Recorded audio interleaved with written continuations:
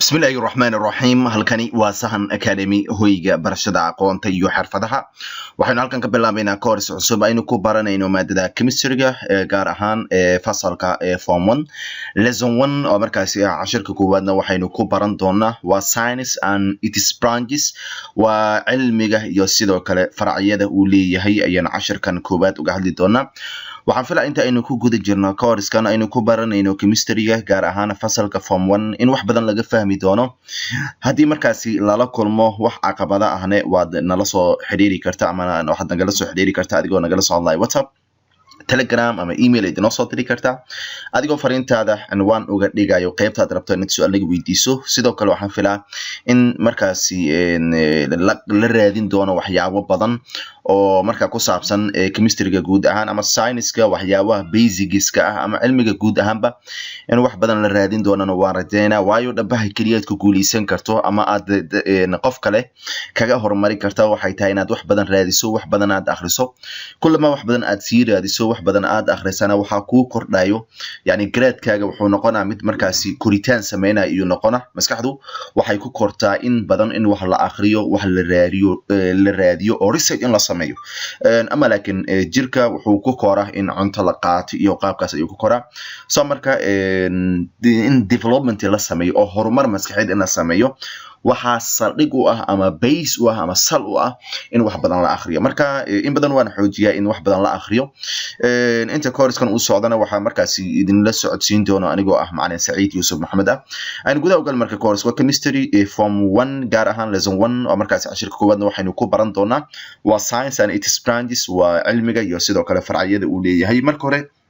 inta aynan faracyadiisa aynan u guda gelin science-ka marka hore ama cilmiga aynu marka hore fikrad guud aynu ka qaadano waxa la yiri the word science ereyga science came from wuxuu ka yimid Latin ayuu ka yimid oo markaasi ah scientia asal ahaan wuxuu ka yimid waa from Latin way kaasoo macnihiisu yahay waxa way knowledge way waa aqoon macnaha waxa way ereyga science waa erey asal ahaan ka yimid Latin waana oo markaasi ah scientia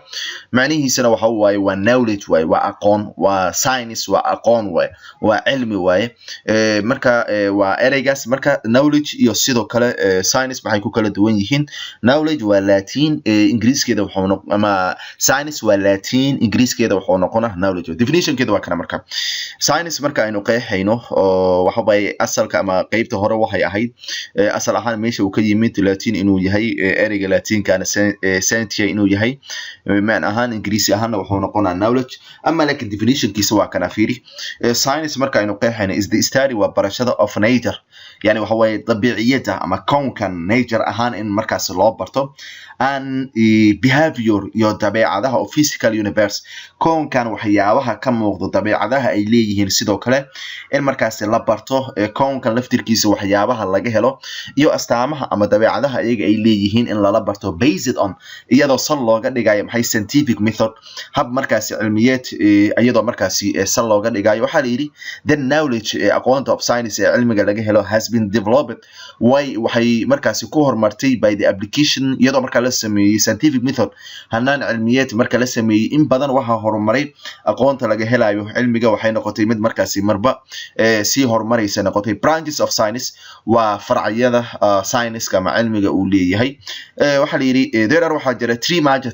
branches saddex farac waaweyn oo markaas of science cilmiga uu leeyahay midka koowaad waxa la yiraahdaa waa social science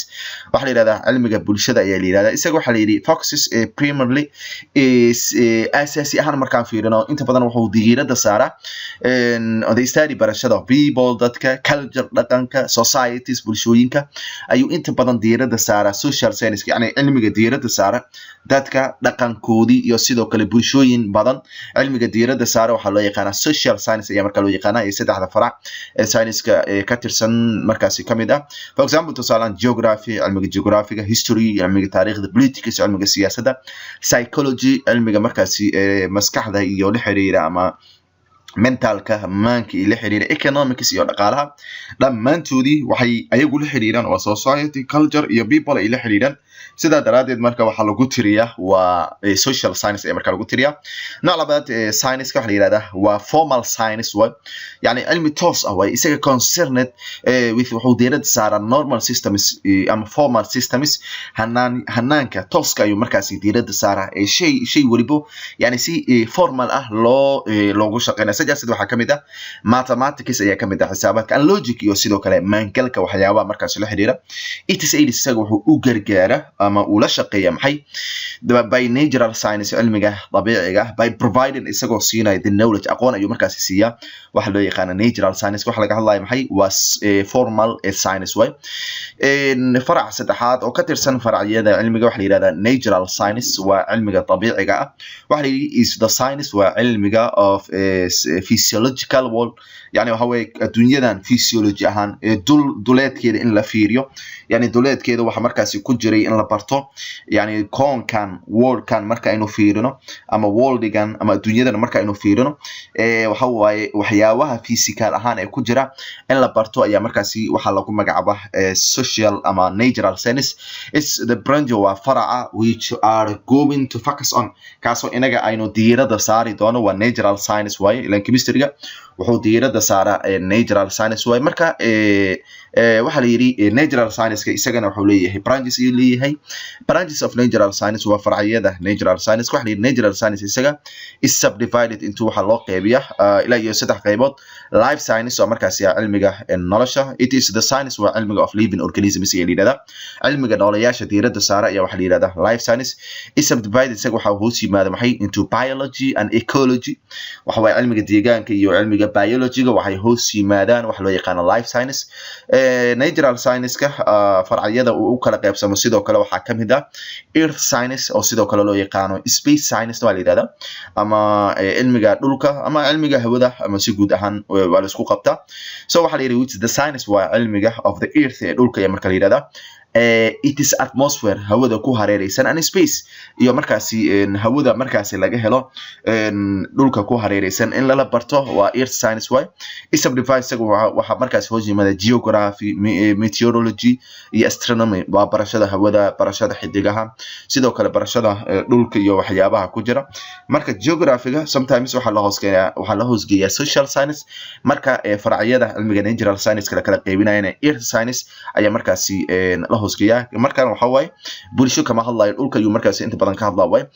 nooca kale waxa la yiraahdaa physical science waxa la yiraahdaa isaga is the science waa cilmiga that studies kaasoo darsa matter walaxda energy tamar and physical properties iyo astaamaha duleed of the universe ee koonkan laga helo ayuu markaas diirada saaraa is subdivided isagu wuxuu u qaybsamaa physics and chemistry iyo physics waxay kamid yihiin waxa loo yaqaan physical science ee markaas kamid yihiin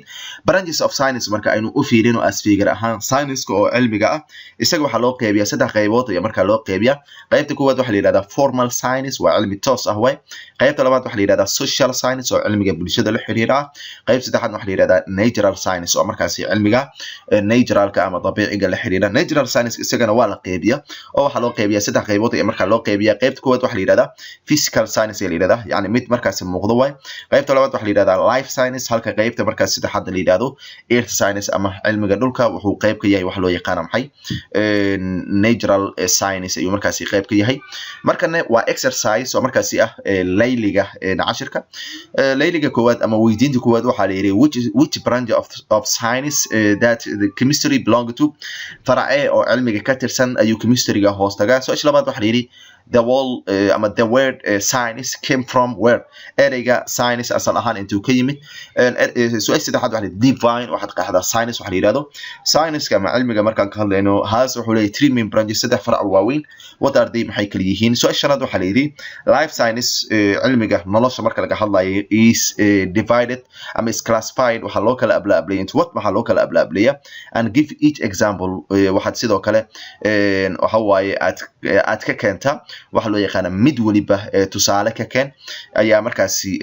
la yiri yani waxa waaye markaasi cilmigan oo markaasi aynu soo qaadanay oo markaasi